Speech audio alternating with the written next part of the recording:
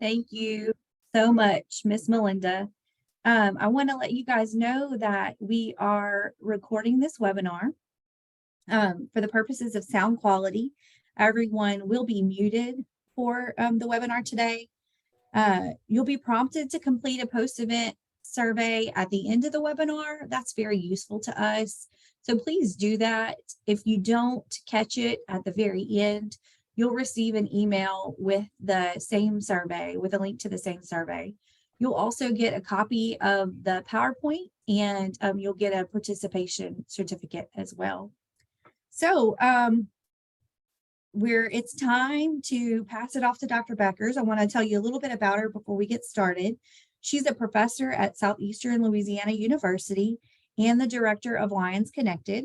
She's going to be sharing today information and updates with us about post-secondary options and LAPIE for students with disabilities.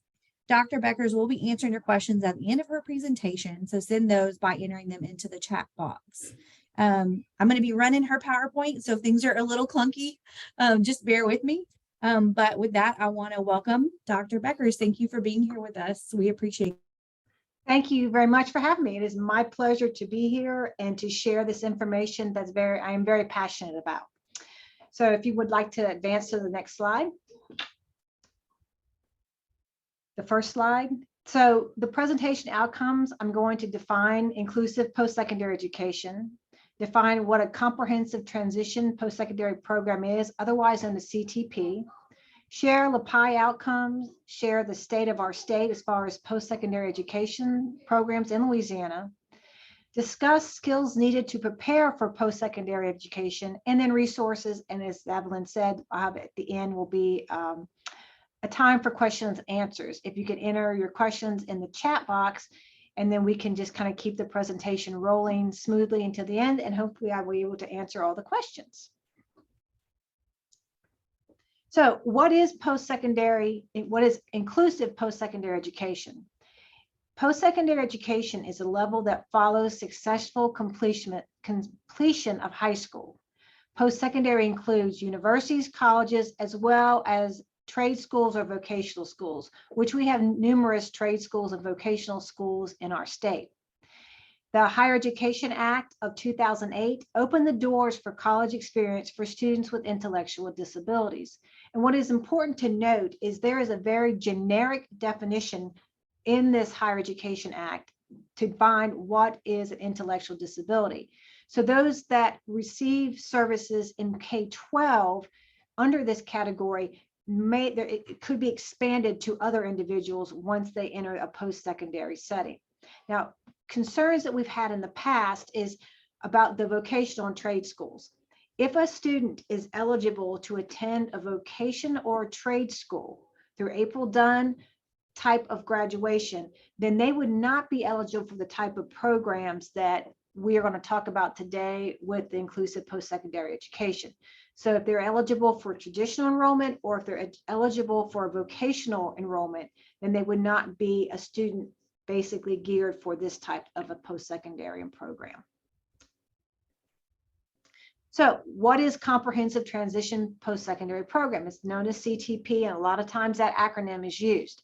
Simply, it's a federal accreditation to the high quality access to college for students with intellectual disabilities. They're defined by the Higher Education Opportunity Act. They could be a certificate or a non-degree program. The important thing is it's offered by an institution of higher education. It's designed to support students with intellectual disabilities who are seeking to continue academic, career, technical, and independent living instruction at an institution of higher education in order to prepare for gainful employment. So basically, it's an extension of a PK-12 setting. We work with a lot of high schools in the last few years, kind of the 18 to 21 years of those students who are seeking something outside once they complete high school. Because of CTP status, it has to be applied for, and it's a pretty rigorous process. There are components as a higher education institution that have to be met. One includes advising and curriculum structure.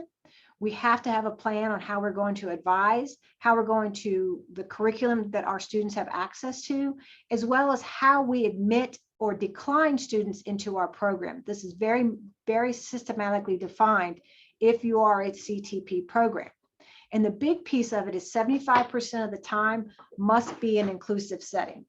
So with that said, these programs that have CPT status, the students who are on campus must spend minimum of 75% of their time outside with students who do not have a disability.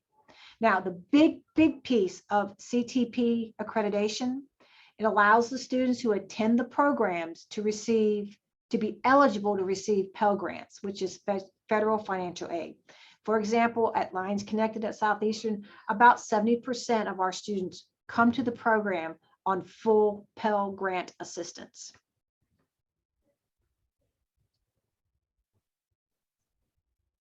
So let me talk to you a little bit about LAPIE. LAPIE stands for Louisiana Alliance of Postsecondary Inclusive Education. Melinda gave us a little overview of what they have done, LACAN has done to support LAPIE. LAPIE is funded by the Developmental Disabilities Council and is facilitated by Southeastern Louisiana University, and I actually am the facilitator. LAPIE began in 2019 with the mission of increasing inclusive post-secondary programs in Louisiana. Devlin, are we able to watch the video? Yes, ma'am. I'm gonna have to make a few maneuvers, but we can definitely do that. That's perfect.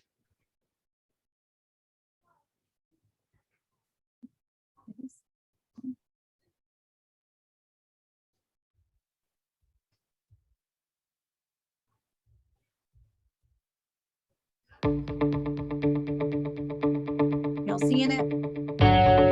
Yes. The Louisiana Alliance of Post-Secondary Inclusive Education, also known as LAPIE, was formed to increase the post-secondary educational opportunities for students with disabilities in Louisiana on both 2- and 4-year university and college campuses. Southeastern Louisiana University, Nichols State University, and the University of Louisiana at Lafayette offer post-secondary programs for individuals with intellectual and developmental disabilities.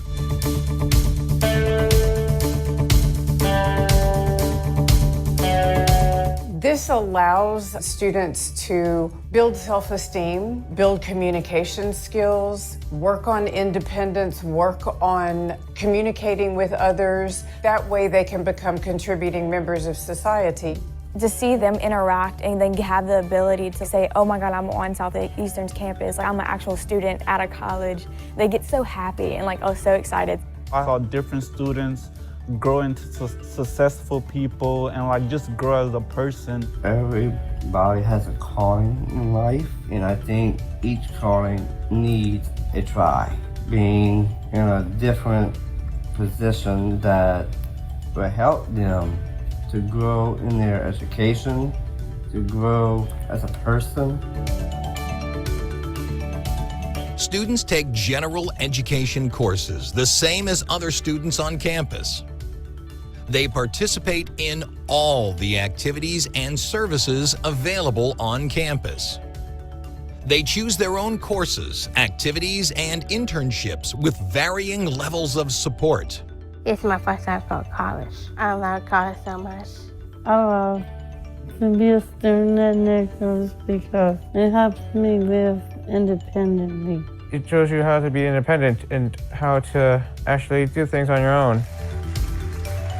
It is my absolute pleasure to present the candidates who have completed 4 years in Southeastern's Inclusive, Comprehensive Post-Secondary Transition Program for students with intellectual disabilities and have earned their Certificate of Completion.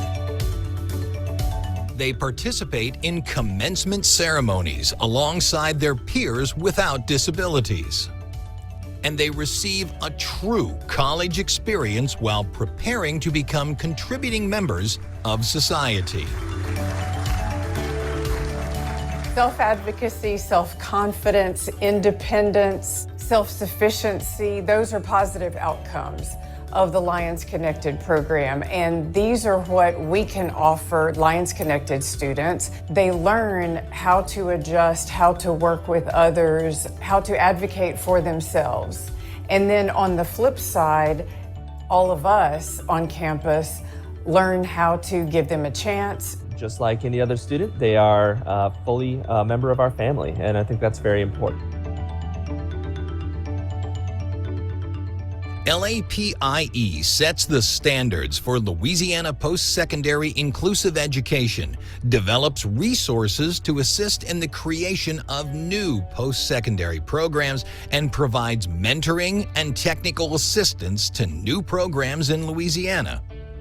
We all play a vital role in improving inclusive post-secondary opportunities for individuals with intellectual and developmental disabilities in Louisiana.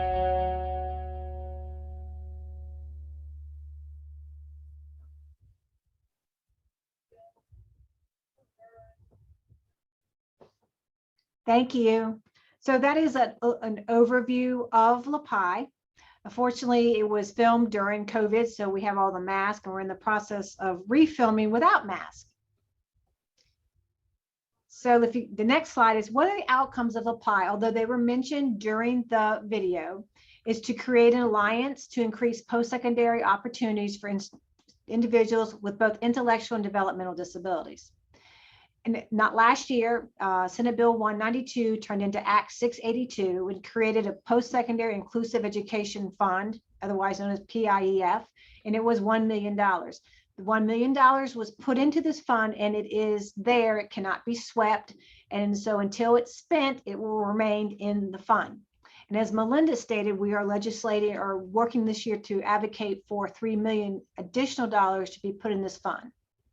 So LAPIE, with our big goals, the outcomes is to set the standards for Louisiana post-secondary inclusive education, to provide mentoring and technical assistance. This year, we did a lot of work with the universities that were writing funding or initial grant funding. And we were successful, which we'll talk about in the next slide, and to develop resources to assist in the development of post-secondary programs.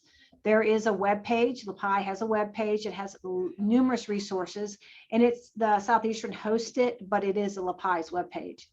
And then, as that's the last thing, is to develop this Alliance web page that does exist, that has resources for anyone to use. LAPIE also has a Facebook page if you are a social media person, and the Facebook page links all the programs across the state, as well as what happens on day to day. We celebrate things that happen on different universities across campus, and this is very informative to see the daily ins and outs of what these types of programs do and provide for our students with intellectual disabilities. So what is the state of our state in 2023? Right now, we have 24 four-year colleges. Within those 28 four-year colleges. Within those 28 colleges, we have 4 programs.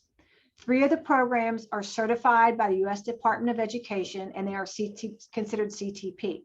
The one program that is not has applied for this status, and that is LSU in Alexandria.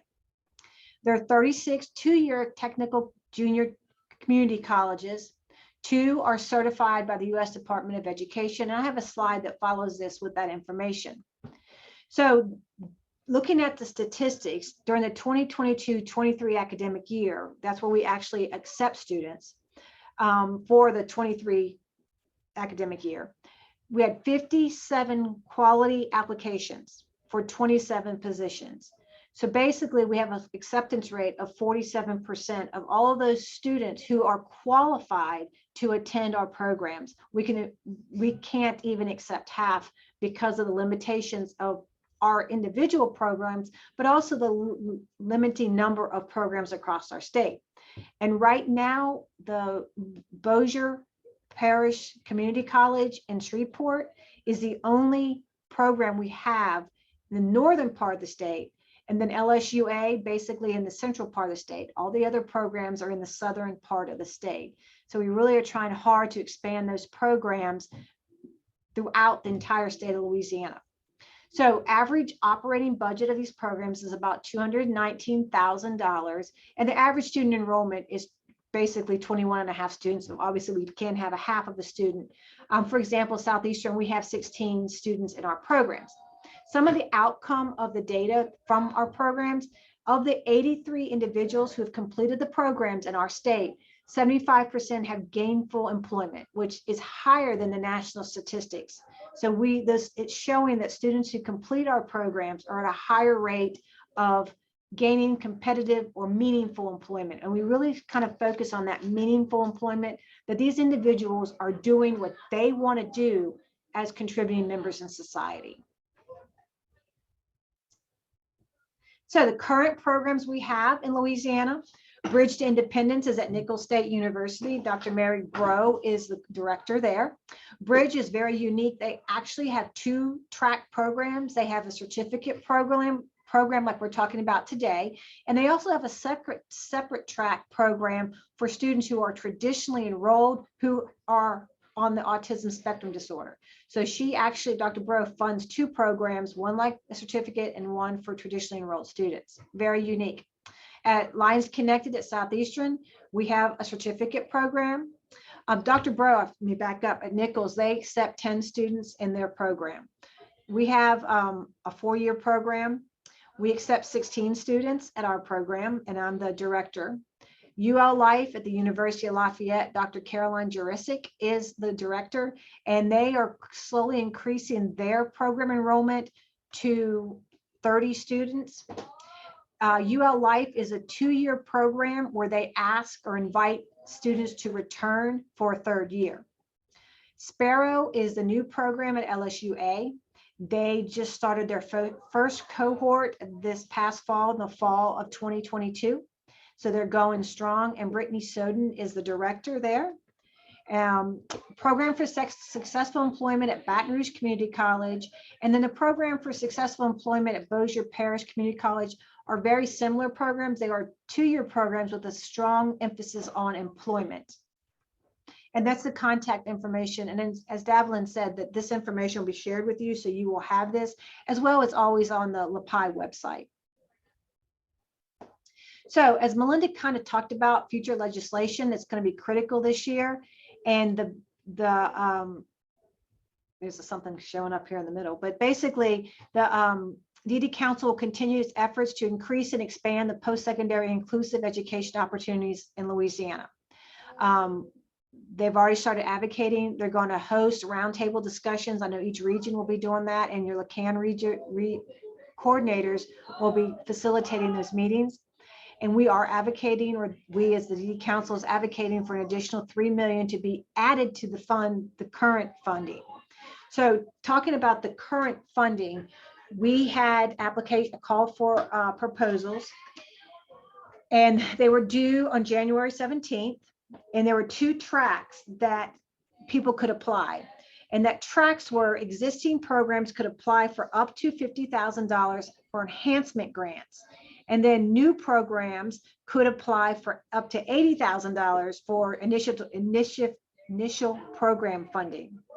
One of the things we did as a council was to require a 1-to-1 match, which would expand the dollar amount. So if we applied for $50,000, then we had to have $50,000 as a match by the institution of higher education.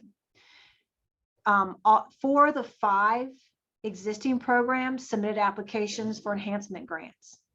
Of all the universities in the state, although 13 showed a strong interest in starting new programs, there were only 3 applications for new programs. One of those was LSUA, because under the stipulations, if the program was not in existence for greater than 3 years, they would be considered a new program, which allowed LSUA to apply for up to $80,000 in funding, because this was their first year. So again, as we move forward with the additional funding, even with the leftover from the current funding, we're going to try hard to increase programs in our state. You know, where you guys are in the Southwest, we need a program over there, hopefully McNeese. And then we need programs in the northern part of the state, specifically the northeastern part of the state, where there aren't any programs. And the big picture of LAPIE is to have opportunities across our state for all students who have an intellectual developmental disability to have the opportunity to attend a program pretty close to home. So with that said, the big difference between our programs, that Nichols and UL Life, they have residential. So the students can actually go to those programs and live in the dorm just like any other student. Southeastern and both of the Southeastern LSUA and both of the community colleges do not have any type of residential housing. So if parents come to us and want their student to live in a dorm, then for us, as far as Southeastern, we refer them to either Nichols or UL Life because they have that opportunity. All of the existing programs work very collaboratively with having our students in our state that have intellectual disabilities, and first and foremost, as far as providing them what's the best fit for their individual needs. So with this said, what do you need to do as parents, advocates, or individuals that have intellectual disability and you're thinking about attending a post-secondary program? And I've kind of come up with this list of things, and we'll just kind of go in order, and then we can discuss it after this last slide. So one, make sure your child is a regular attendee at overnight or sleepaway camps, especially if you're looking into a residential piece of a post-secondary program. Two, have your child become comfortable with electronic communication, including email and attachments. This is very common and a normal practice on a college campus to be able to do this. Three, empower your child to manage a schedule using a cell phone, calendar, timers, reminders, those types of events. Again, it goes back to technology.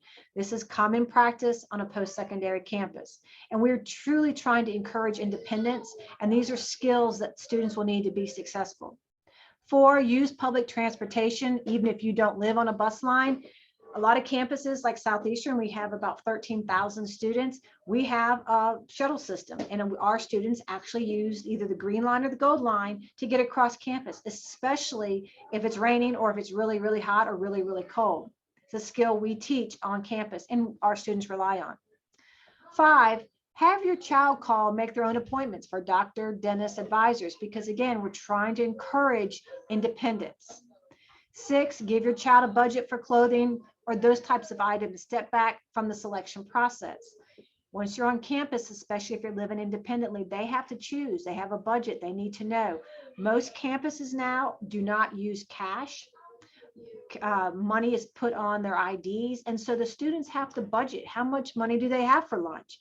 And the IDs are used basically as a debit card off of their accounts. If I go to the bookstore and spend all my money on a sweatshirt, I'm not going to be able to eat that week. So that's really important skill to help work with your child with. Seven, build expectations for post-secondary life, which includes working and living independently. All of the programs interview their students as they come in, not the parents, the students. And the students have to have an idea of what they want to do and why they want to come to a university campus. 8, open a bank account with your child. Give your child a debit card and train responsible use of money, which goes back to 6. Let your child run out of money and figure out how they're going to solve this problem when they spent their money on something other than what they should have been. I mean, we all did it, and we probably, those of us who have children, we still do it. And my children are grown adults. Let your child fail and talk through the process of making the different choice next time. And this is very hard, I know, especially with our children who have intellectual disabilities. We tend to want to make those decisions for them, but it's another step through independence. 10, encourage moderation strategies around food and money, which goes back to number 6 and number 8. We've had in our experience about students when they've had their debit card is they want to eat or spend their money of things that they shouldn't be. The big thing is eating. So we do a lot on diet and nutrition and making good choices and healthy choices with the understanding that it's okay every now and then to spend that extra money on a milkshake at Moolah's.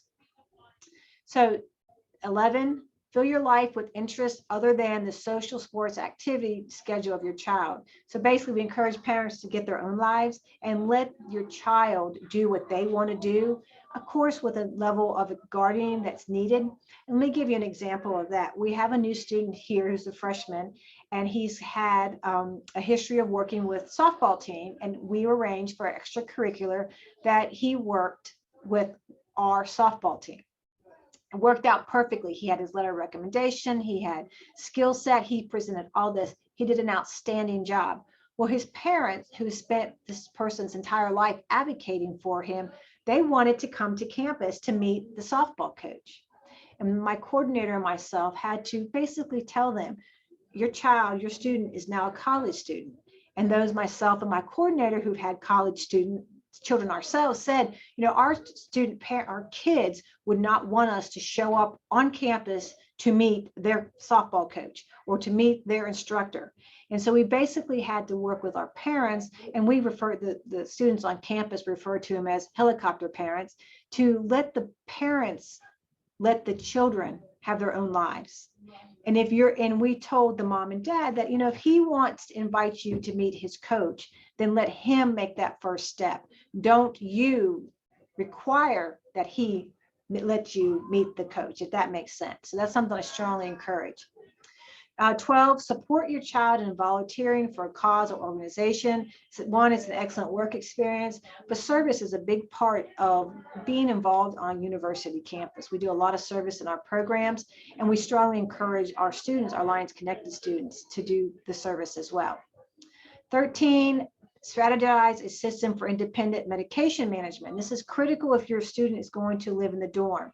There are certain procedures they have in place, both at UL Lafayette and at Nichols, about medication. There's nobody there who's going to dispense the medication if you choose to do dorm living. 14, support choice making. That goes with the other previous things about, you know, like number 6, you know, on a college campus, you'll see people who show up in their pajamas. As those of us probably wouldn't do it, but that's a common occurrence on a university campus. And it's okay if that's what your child wants to do, if it's appropriate. So 15 is help your child become comfortable with downtime and using time constructively. All of our programs teach leisure skills. So it's okay to have that. What are you going to do if I have 15 or 20 or 30 minutes between class or after lunch before my next class? What do? I have to be able to be okay with sitting and talking to my peers or reading a book or being out looking at social media. Those are all normal processes of college age students. So dignify your child's desires with high expectations. All kids can learn, and they can have different opportunities as far as being part of a post-secondary program, and it's okay. Let them have that opportunity. 17 is critical. Help your child practice talking about disability characteristics, best learning styles and needs.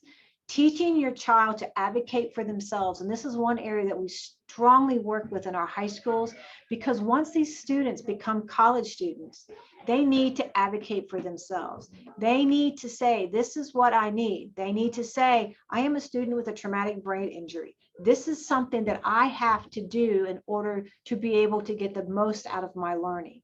And we have several students with very different disabilities in our program, and we very strongly encourage them to be aware of their disability and what makes it best for them to be successful.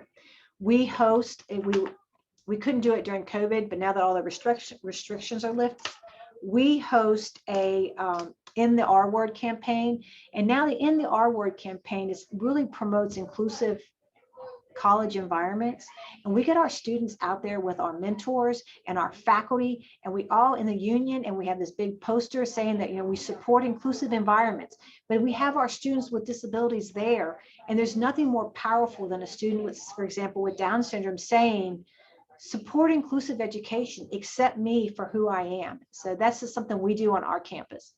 And the last one is start a savings program for college. So if I could summarize these 18 tips, the next slide says about what should you be doing now to prepare your student for an inclusive post-education program. So if I said right now, what should you go out and do? Help them create and practice using their own email account. 1, open a bank account and have your student budget their money. Help your student explore their interest and gain experience. What do they want to do when they go to college? And a big one is start saving. There again, if the program is a CTP program, federal financial aid is available.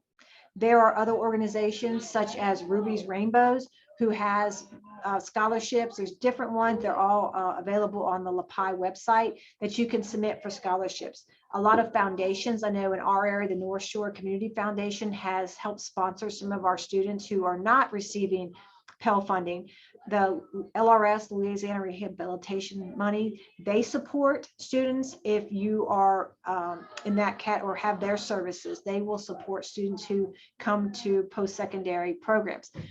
For both Pell and LRS, the program has to be a certified CTP program.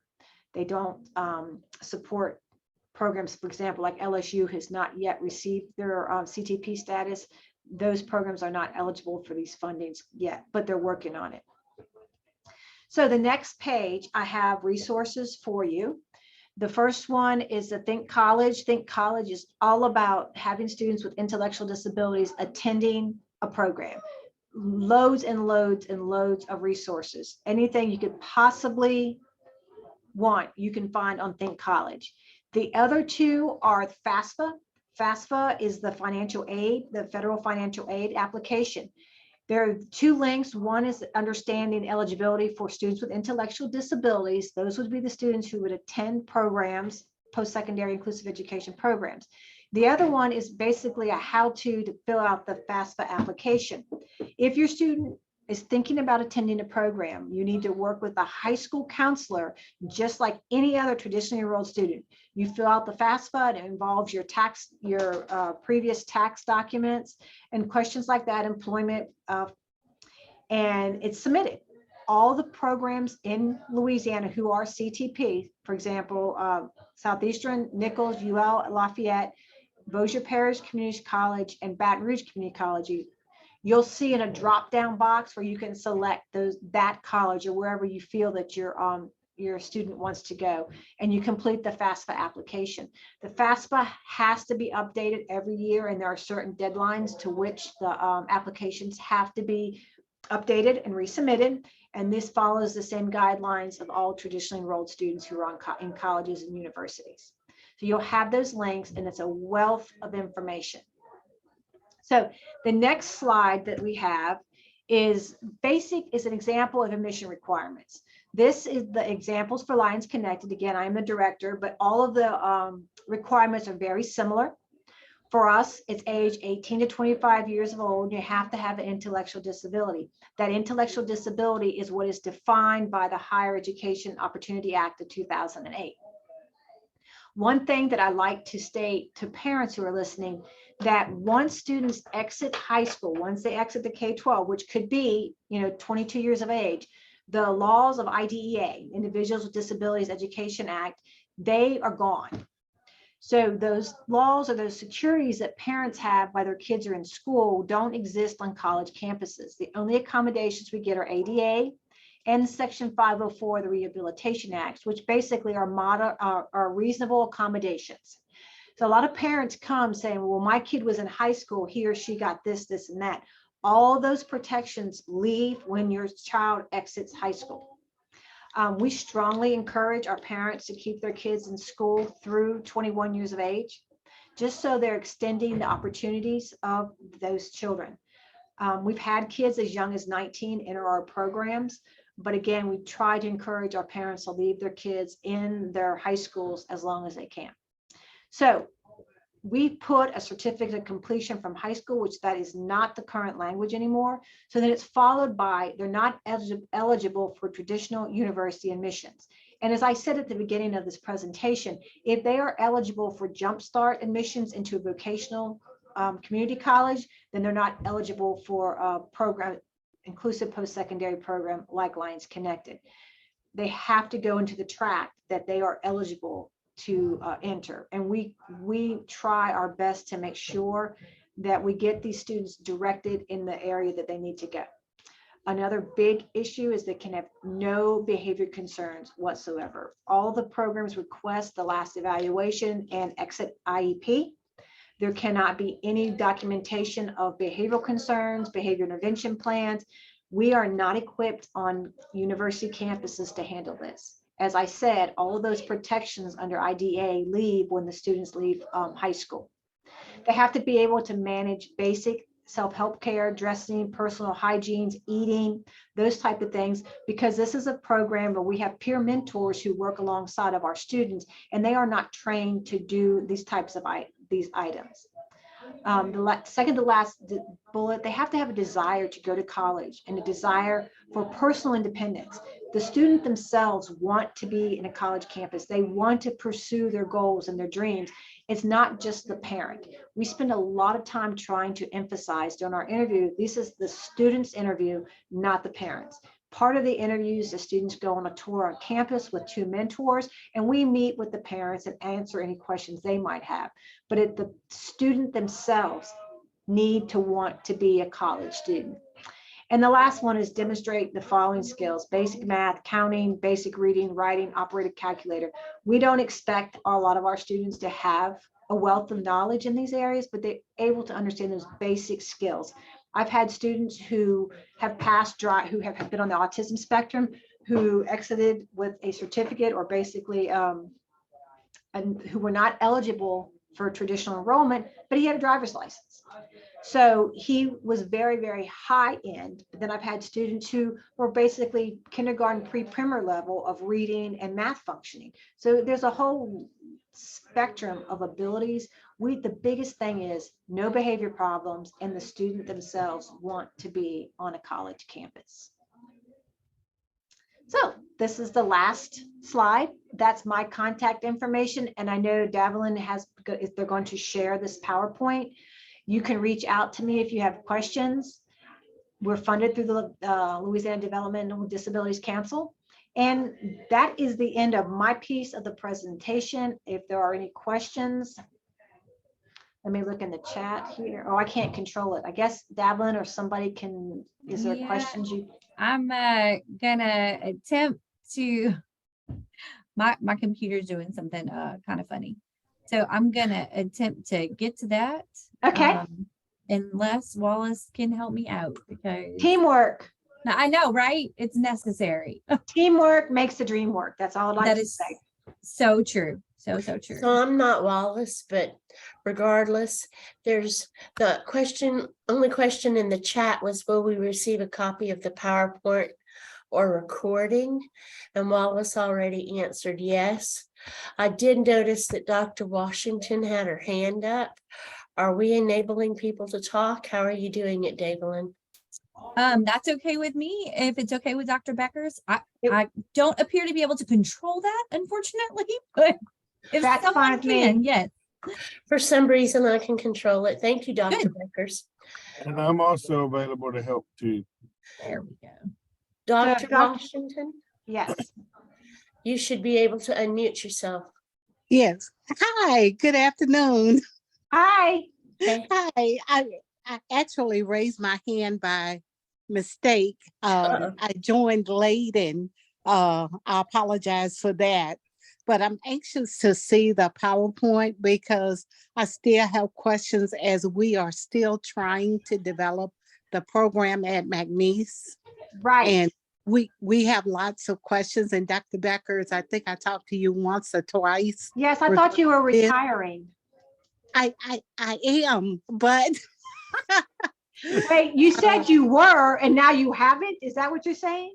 But no, I am retired, but I am a school board member, and part of my job is to help develop programs. Absolutely. So, if you always can reach out to me, I think you still have my number. If not, email me. I mean, you can reach out to me if you still have questions or if you need my assistance. Again, I'm happy to help any way I can.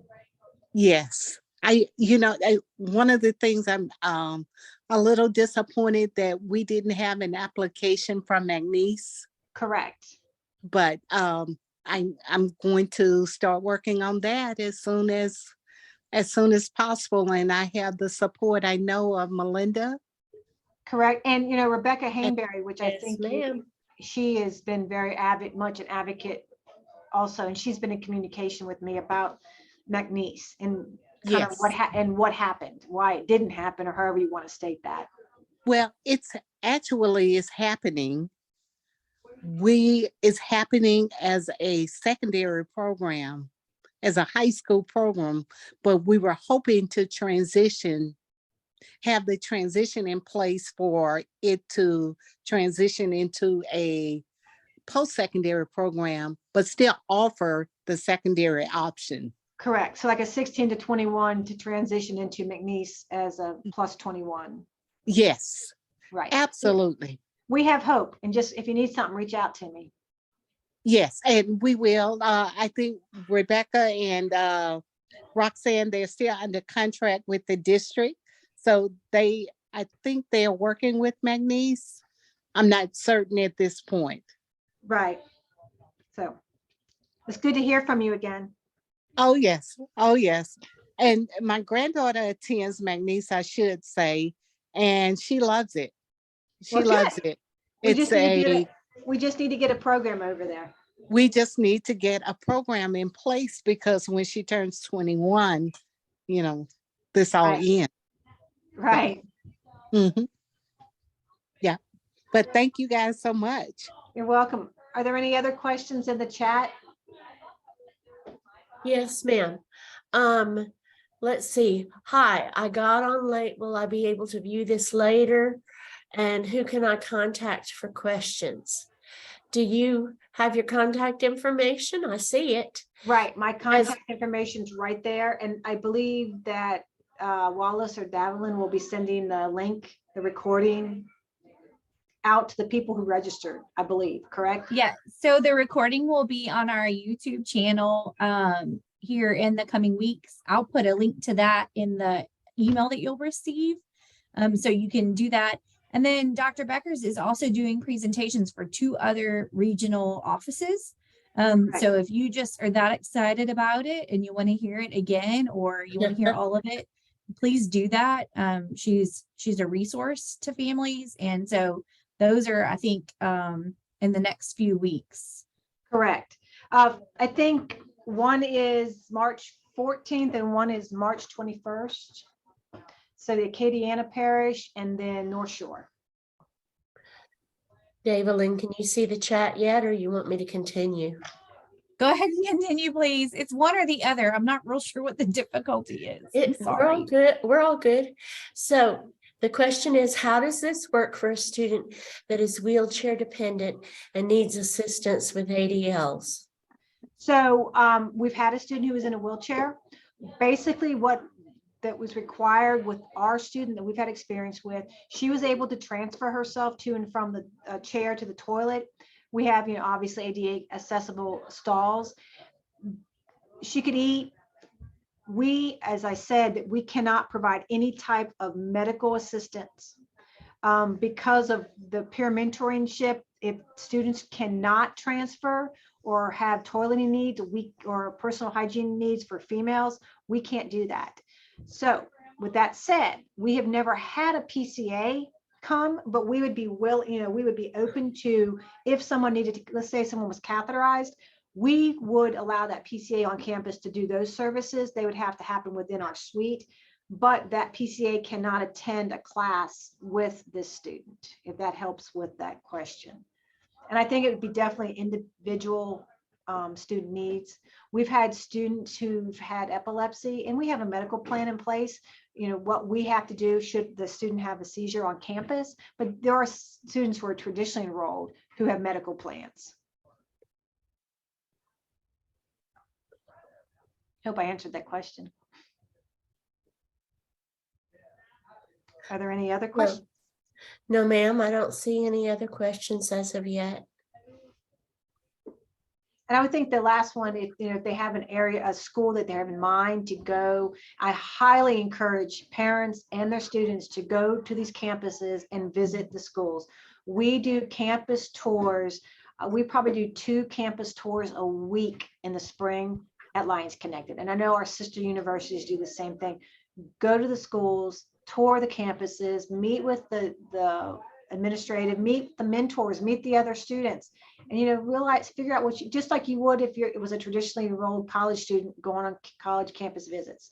We highly encourage that and make sure it's a good fit.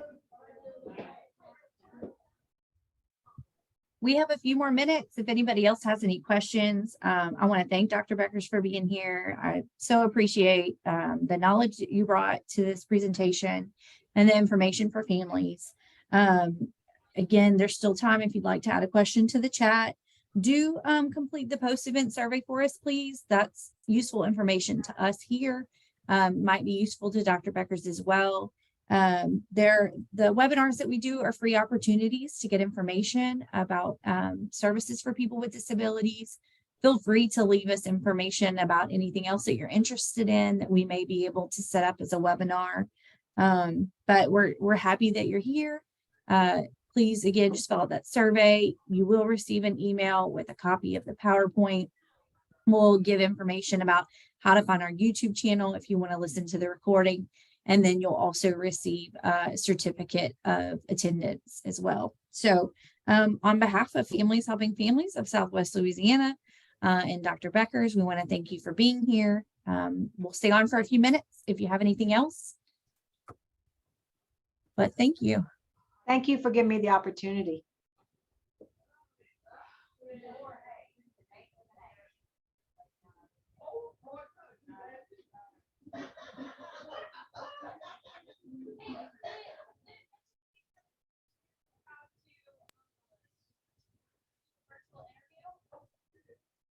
You want to hang out for a minute, Davelyn?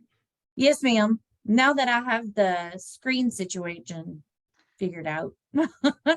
You figured out why we were stuck like that? Yes, I did. Okay, we'll have to keep you. Hey, you know, I'm working to better. I'm working to better.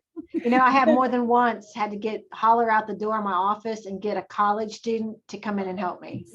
I said, Well, you know, I am stuck. Somebody come and help me. And they do it like Yeah. it's nothing. yeah, I have 5 kids and they'll say something about, really, Mama? And I'm like, look, I spoon fed you.